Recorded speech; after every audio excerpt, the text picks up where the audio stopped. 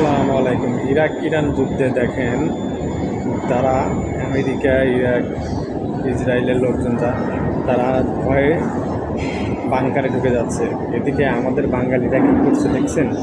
তারা বাহিরে বের হয়ে তারা নিজেদের ক্যামেরা এবং ফোন দিয়ে ভিডিও করে তারা ফেসবুকে, সোশ্যাল যত মিডিয়া আছে সেখানে পোস্ট করতেছে।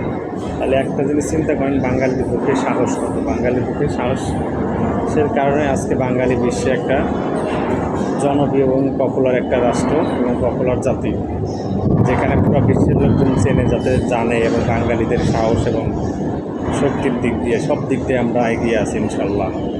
এটাও একটা আল্লাহর একটা নিয়ামত, যেখানে তারা ভয়, আতঙ্কে, মৃত্যুর ভয়ে বাংকারে ঢুকে যাচ্ছে, সেখানে বাঙালিরা যায় নিজস্ব ফোন দিয়ে ভিডিও করে সবাইকে দেখাইতেছে, বিশ্বকে দেখাইতেছে। ইনশাল্লাহ গর্ব করি আমি একটা বাঙালি জাতি এবং বাঙালি হয়ে। দোয়া রাখবেন সবাই, যাতে আমরা আরও দূরে এগিয়ে যেতে পারি। সব কিছু মায়া ত্যাগ করে একদিন পৃথিবী থেকে চলে যেতে হবে, এটাই বাস্তবতা। তাই অতএব ভয় না করে অগ্রসর হতে হবে যে কোনো সত্যর দিকে, সত্যকে উন্মোচন করার জন্য। ভালো থাকবেন সবাই, সুস্থ থাকবেন। আসসালামু আলাইকুম।